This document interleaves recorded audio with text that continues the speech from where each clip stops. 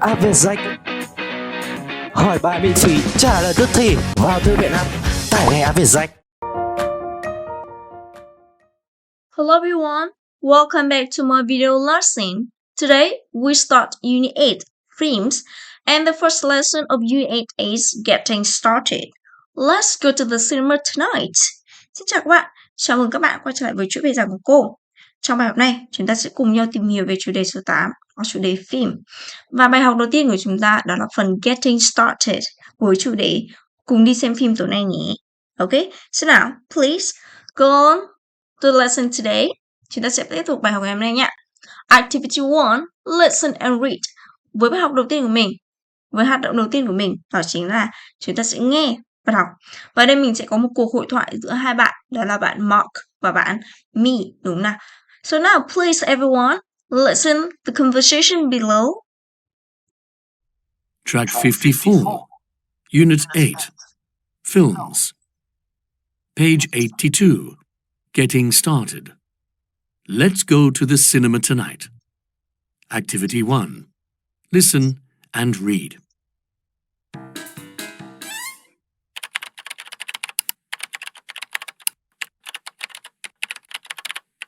Let's go to the cinema tonight. Good idea. What shall we see? A Nightmare is on at Salmai Cinema tonight.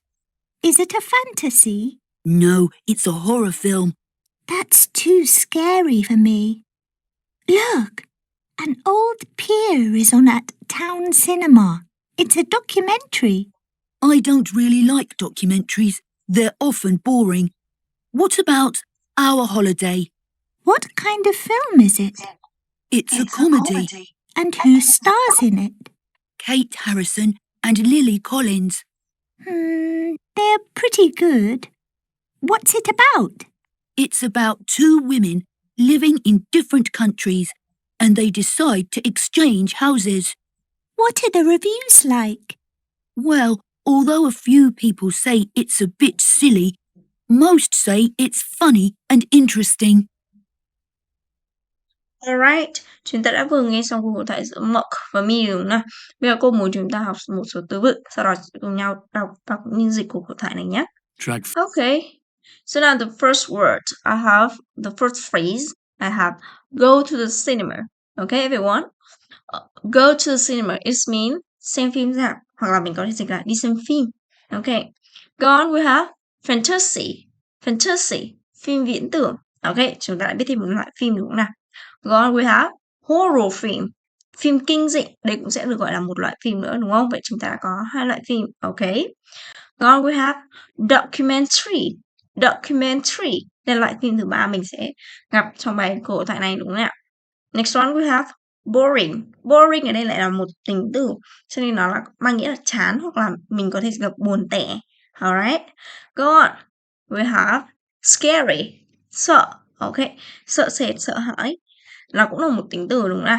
Go on, we have comedy, một thể loại phim khác, đó chính là phim hài. Ok, comedy. Review đây thì có nghĩa là bình luận hay là chính là những nhận xét ấy. Bình thường mình sẽ hay nghe cụm review phim đúng không nào? Ok, go on.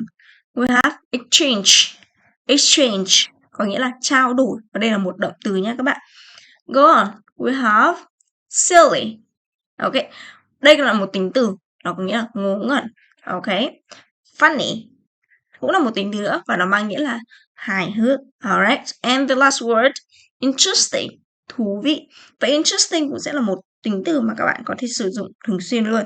Ok, so now let's read and translate the conversation. Bây giờ chúng ta sẽ cùng nhau đọc và dịch cuộc hội thoại này nhé.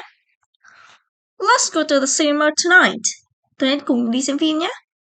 Good idea. What shall we see? Ý kiến hay đó. Chúng ta sẽ xem gì đây? A Nightmare is on at Salmai Cinema tonight. Bộ phim A Nightmare sẽ được chiếu tại rạp Salmai vào tối nay. Is it a fantasy? Đó có phải là thể loại phim viễn tưởng không? No, it's a horror film. Không, đó là một bộ phim kinh dị. That's too scary for me. Look, an old pier is on at Town Cinema. It's a documentary. Nó khá là đáng sợ đối với mình đó. Nhìn kìa, phim An Old Pier được chiếu tại rạp Town. Được chiếu tại rạp Town. Nó là một thể loại phim tài liệu. I don't really like documentaries. They're often boring. What about Our Holiday? Mình thì thực sự là không thích thể loại phim tài liệu. Nó khá là nhàm chán. Thường là nhàm chán. Vậy thì phim Our Holiday thì sao? What kind of film is it? Đó là thể loại phim gì thế? It's a comedy. Đó là phim hài nha. And who stars in it? Vậy thì ai là người đóng trong bộ phim đó? Kate Harrison and Lily Collins. Kate Harrison và Lily Collins. Okay. They're pretty good. What's it about? Nghe khá là hay đó. Nội dung nó thì sao nhỉ? It's about two women living in different countries and they decide to exchange houses. Nó nói về hai người phụ nữ sống ở hai đất nước khác nhau và họ đã quyết định trao đổi nhà với nhau. What are the reviews like? Vậy thì mọi người đánh giá nó như thế nào? Well, although a few people say it's a bit silly, most say it's funny and interesting. Mặc dù một số người ít nói rằng thì nó khá là ngớ ngẩn. Nó một chút ngớ ngẩn. Nhưng mà hầu hết thì đều nói là hài hước và thú vị. Ok, vậy chúng ta đã đọc cũng như dịch xong cuộc hội thoại này rồi. So now move on activity 2. Read the conversation again and choose the correct answer to each question. Đó là với bài tập số 2, chúng ta sẽ cùng nhau đọc lại đoạn thoại. Sau đó chúng ta sẽ chọn câu trả lời đúng cho mỗi câu hỏi bên dưới. Chúng ta sẽ cùng nhìn qua các câu hỏi nhé. Và cũng như là sẽ xác định keyword, ok? Với câu hỏi đầu tiên, what does Mark suggest during tonight? Vậy thì các bạn sẽ chú ý keyword đây của mình sẽ là Mark suggest. Vậy thì sẽ xem Mark đó suggest cái gì? A. Watching a TV show. B. Watching a film. C. Staying at home. A thì đó là gì đấy? Xem một chương trình truyền hình TV, đúng không? B đó là xem một bộ phim. Và C đó là ở nhà. Ok, good. Question 2. Why doesn't Mark want to see an old pier? Ok, vậy thì các bạn sẽ phải xem tại sao, lý do là gì mà Mark lại không thích cái bộ phim An Old Pier này. Ok, A. He doesn't like that type of film. B. It's not a convenient time. C. He saw it last week. Với A đây là sao đây? Anh ấy không thích thể loại phim đó. Type phim, thể loại phim. Ok. It's not. Với câu B thì sao đấy? Nó thì không được chiếu vào một thời điểm thuận tiện cho cả hai. Cho bạn Mark, đúng không nào? Cụ thể là bạn Mark. C. Đó là gì đây? Bạn Mark thì đã xem nó vào tuần trước rồi. Vậy thì mình sẽ cùng đọc lại xem lý do là gì nhé. Number 3. The word reviews in the conversation mostly mean. Vậy thì chúng ta sẽ phải xem từ reviews này nó được định nghĩa như thế nào. Ok, trong cuộc hội thoại đó. A. People's opinions about a film. Tức là sao đây? Quan điểm của mọi người về một bộ phim. B. Interesting scenes in a film. Tức là những cảnh quay thú vị trong một bộ phim. C. What people don't like about a film. Mọi người không thích có những gì mà mọi người không thích về bộ phim. Ok, and number 4. What do people think of Our Holiday? Tức là mọi người thì nghĩ gì về bộ phim Our Holiday? Everyone likes it. Ok, and B. No one likes it. And C. Most people like it. Tức là sao? Với câu số A tức là tất cả mọi người đều thích nó. B thì sao? Là không một ai thích cả. Và C thì là hầu hết mọi người đều thích. Vậy đáp án đúng là gì? Chúng ta sẽ cùng nhau đọc cuộc hội thoại kỹ hơn nhé. So here you can see. Let's go to cinema tonight. Good idea. What should we see? Thì ngay cuộc mở đầu cuộc hội thoại thôi chúng ta đã thấy hai câu của bạn Mark và bạn My trao đổi với nhau, đúng không? Và bạn Mark dù đi đâu đấy? Go to the cinema tonight, đúng không? Vậy cho nên đáp án đúng của mình sẽ là watching a film. Alright. Còn number 2. Rồi, các bạn có thể mở hội thoại bên dưới. That's too scary for me. Look, an old pier is on the town cinema. It's a documentary. Mark, các bạn sẽ chú ý nha. Mark như vừa nãy mình đã keyword rồi đúng không? Doesn't, rồi là Mark đúng không? Rồi là an old pier. Vậy thì ở đây mình sẽ chú ý vào lời của bạn Mark nhiều hơn một chút xíu. I don't really like documentaries. Ok, cái câu này thôi đã đủ để thấy lý do mà bạn Mark không thích xem phim No Peer rồi đúng không? Vậy cho nên đáp án đúng của mình sẽ phải là gì đấy? Yes, it's A. Tức là bạn ấy không thích cái thể loại phim này. Thể loại phim này cụ thể là thế nào? Thể loại phim tài liệu, documentaries. Ok. Number 3, the word reviews. Rồi, mà mình học từ vựng thì cũng đã nói rồi. Review thì có mang nghĩa là bình luận, là đánh giá đúng không? Vậy tức là khi mà bình luận đánh giá thì sẽ là quan điểm của một ai đó. Vậy thì cho nên đáp án đúng của mình sẽ phải là A, yes. Còn với B thì là những cảnh phim thì không phải rồi, những cảnh phim thú vị không phải. Còn C thì là sao đấy?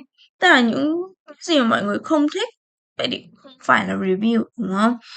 Ok, number 4. Rồi chúng ta sẽ quan sát mẫu tại bên dưới. Nhớ lại câu hỏi này, what do people think of our holiday? Ok, mọi người nghĩ gì, đúng không? Vậy bên mình sẽ quan sát, what are the reviews like? Reviews này chính là cái people think, tức là mọi người nghĩ gì. Ok, well, although a few people say it's a bit silly, tức là một số ít thì nói rằng nó có một chút ngớ ngẩn. Most say it's funny and interesting. Vậy chọn đáp án nào mới đúng đấy? Ok, đáp án của mình sẽ phải là đáp án C. Okay, most people like it. Alright, go on. Activity 3. Choose the correct word or phrases to complete each of the following sentences. Ok, với bài tập số 3 thì các bạn sẽ chọn các cụm từ đúng để hoàn thành mỗi câu bên dưới. Ok, vậy thì chúng ta sẽ quan sát những cái từ này nhé. Thì hầu hết những cái từ này nó được gọi là types of themes. Thế là gì đây? Thể loại phim. Rồi, chúng ta cùng ôn tập lại một chút xíu. Fantasy là phim viễn tưởng chính xác. Comedy là phim hài đúng không? Science fiction phim đó là phim khoa học viễn tưởng. Ok. Documentary phim tài liệu. Cartoon sẽ là hơi lại với một số bạn đúng không? Đó là phim hoạt hình. And horror film mình có thể dịch là phim kinh dị hoặc là phim ma được. Ok. So now go on. Number 1. A film that try to make the audience laugh. Ok, các bạn có thể chỉ audience laugh, tức là khán giả cười. Vậy thì cái bộ phim nào mà khiến cho khán giả cười đấy? Comedy or documentary? Of course, either comedy. Chính xác. Cái bộ phim mà đã khiến cho khán giả cười thì đó là một bộ phim hài, chứ không phải một bộ phim tài liệu đúng không nào? Như trong cuộc hội thoại vừa rồi Mark có nói phim tài liệu thì often they often boring. Tức là nó thường khá là nhàm chán. Ok. Number 2. A film that's based on only on imagination, not on real facts. Either comedy or fantasy. Rồi chúng ta sẽ cần chú ý vào cụm imagination and not real facts. Not on real facts. Tức là sao? Nó chỉ dựa vào trí tưởng tượng thôi và không có thực. Vậy thì cái bộ phim gì sẽ nói về những cái mà thường là tưởng tượng này rồi là không có thực đấy? Yes, exactly. Fantasy. Alright. Một bộ phim mà chỉ dựa trên những sự tưởng tượng, nó không có thật, cũng không có các sự kiện thật thì đó là một phim viễn tưởng. Ok. Number 3. A film that show real life events or stories is a documentary or horror film. Rồi, một bộ phim mà nói về gì đấy, những các sự kiện hoặc là các câu chuyện có thật thì đó là một bộ phim tài liệu đúng rồi. Còn horror film nếu mình là phim kinh dị thì nó sẽ không thường kể về các sự kiện như là các câu chuyện có thật đúng không? Còn number 4, a film that is set in the future often about science. Ok, bộ phim mà thường gì đấy lấy bối cảnh là tương lai và thường là liên quan tới khoa học thì is a film is a cartoon or science fiction film. Ngay cái câu thôi, cái câu mà mình nhìn bên trên có từ science xuất hiện đúng không nào? Vậy thì chắc chắn đây là một bộ phim science fiction. Ok, good. Đó là một bộ phim khoa học viễn tưởng. Ok. Number 5. A film is a great change and frightening things happen in Earth. Tức là sao đấy? Horror film or comedy. Một bộ phim thì có những cái điều kỳ lạ này, rồi là những điều đáng sợ xảy ra trong đó. Vậy thì đó là một bộ phim như thế. Có phải comedy không? No, right? Đó là horror film. Ok, đó là một bộ phim kinh dị. Ok. Okay, so now move on activity 4. Complete the following sentences with the words in the box. Với bài tập số 4, các bạn sẽ hoàn thành các câu với các từ trong hộp. Vậy thì mình có 5 từ, chúng ta sẽ cùng đi xem qua nó có nghĩa là gì để có thể làm bài dễ hơn nhé. Funny, thú vị, hài hước, đúng không? Interesting, thú vị, ok. Frightening, đáng sợ, giống như scary đấy. Moving ở đây nó sẽ hơi lạ với một số bạn, đó là nó có nghĩa là cảm động. Boring thì có nghĩa là buồn tẻ rồi, ok, buồn chán. Ok, rồi nào. Here, our exercise. So number 1, go to the hospital can be for a child. Câu 1 là sao đây? Việc đi đến bệnh viện có thể là cái gì đó cho một đứa trẻ, đối với một đứa trẻ. Vậy thì khi chúng ta còn bé, các bạn nhớ lại thường bé chúng ta rất là sợ tiêm đúng không? Vậy thì ở đây mình có thể dễ dàng đoán ra đến bệnh viện thì trẻ em thường khá là sợ hãi. Vậy thì mình sẽ phải điền từ gì đấy? Chính xác, từ frightening. Ok, frightening. Going to the hospital can be frightening for a child. Đến bệnh viện thì có thể khiến một đứa trẻ sợ hãi. Number 2, the film was so that the audience couldn't stop laughing. Ok, chúng ta có thể keyword ở đây là couldn't stop laughing. Không thể ngừng cười, đúng không? Việc gì khiến khán giả không thể ngừng cười đấy? Đó chính là cái gì đó rất là buồn cười và hài hước, đúng không? Vậy thì mình có từ hài hước đây, đó chính là funny, yeah. Bộ phim thì quá là hài hước và đến nỗi mà khán giả thì không thể ngừng cười được. Ok, không thể nhịn cười được đấy. Number 3, many people cry when they saw the senses of the film. Rất nhiều người cry, khóc, đúng không? Khi mà họ xem cái gì, những cảnh gì như nào đây của một bộ phim. Chúng ta sẽ thường khóc khi mà chúng ta xem phim gì nhỉ? Những bộ phim cảm động, đúng không? Vậy thì phim cảm động mình sẽ có từ đó là moving, right? Moving, ok. Rất là nhiều người khóc khi mà họ xem những cảnh cảm động của một bộ phim.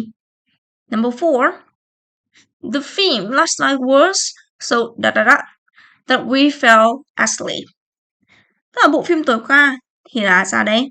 Gì đó khiến cho chúng tôi thì lăn ra ngủ luôn, buồn ngủ luôn, khiến chúng tôi buồn ngủ luôn.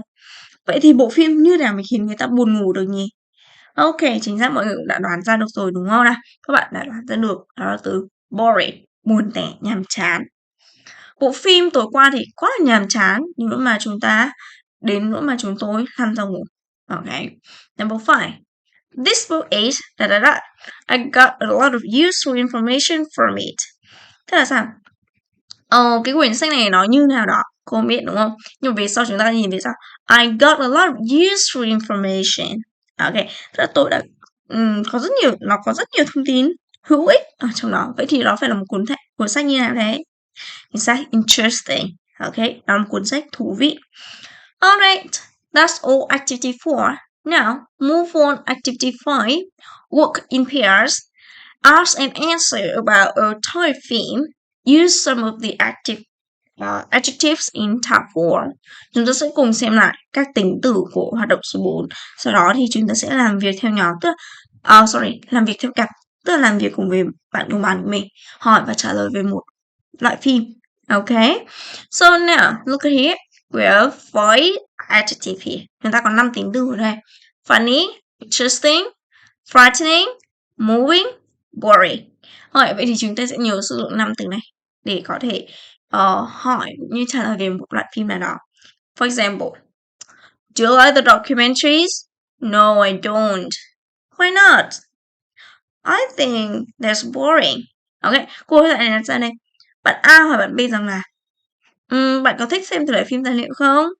Và bạn B trả lời rằng no, I don't. Tôi không thích đâu. Không, tôi không thích. Đúng không nào? Và bạn A hỏi lý do tại sao không vậy?